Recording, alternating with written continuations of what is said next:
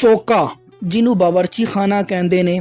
ਇੱਕ ਜ਼ਮਾਨੇ ਦੇ ਵਿੱਚ ਤੇ ਇਹਦੇ 'ਚ ਇੱਕ ਹਾਂਡੀ ਹੁੰਦੀ ਸੀ, ਇੱਕ ਡੋਈ ਤੇ ਕੁਝ ਦੋ ਚਾਰ ਜਿਹੜੇ ਟੁੱਟੇ ਜਿਹੇ ਪਿਆਲੇ ਹੁੰਦੇ ਸਨ, ਨਾਲ ਜਿਹੜਾ ਡਾਲਡੇ ਦੇ ਖਾਲੀ ਕਨਸਤਰ ਜਿਹੜਾ ਲੋਕਾਂ ਸਜਾਏ ਹੁੰਦੇ ਸਨ। ਲੇਕਿਨ ਹੁਣ ਹਾਲਾਤ ਇਸ ਤਰ੍ਹਾਂ ਤਬਦੀਲ ਹੋ ਗਏ ਨੇ ਕਿ ਉਹ ਲੋਕ ਜਿਨ੍ਹਾਂ ਪੂਰੀ ਜ਼ਿੰਦਗੀਆਂ ਬਾਵਰਚੀਆਂ ਖਾਨੇ ਦੇ ਵਿੱਚ ਕੱਢੀਆਂ ਨੇ, ਮਾਜ਼ੀ ਦੇ ਲੋਕਾਂ ਨੇ, ਉਹਨਾਂ ਦੇ ਫਰਿਸ਼ਤਿਆਂ ਨੂੰ ਵੀ ਪਤਾ ਨਾ ਹੋ ਸੀ ਕਿ ਇਸ ਟਾਈਮ ਮਾਰਕੀਟ 'ਚ ਐਸੀ ਚੀਜ਼ਾਂ ਮੌਜੂਦ ਨੇ ਜਿਹੜੀ ਬਾਵਰਚੀ ਖਾਨੇ ਦੀ ਹਿੱਸਾ ਬਣ ਗਈਆਂ ਨੇ ਤੇ ਜ਼ਰੂਰਤ ਬਣ ਗਈਆਂ ਨੇ। ਹਰ ਚੀਜ਼ ਬਿਲਕੁਲ ਤਬਦੀਲ ਹੋ ਗਈ ਹੈ, ਕੋਈ ਪੁਰਾਣੀ ਚੀਜ਼ ਤੇ ਹੈ ਹੀ ਨਹੀਂ।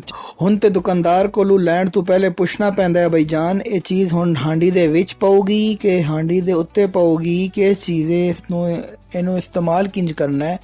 हर चीज़ क्योंकि तब्दील हो गई है, हर चीज़ क्योंकि नवी आ गई है, बिल्कुल नवी आइटमां ते नवे चीज़ां ने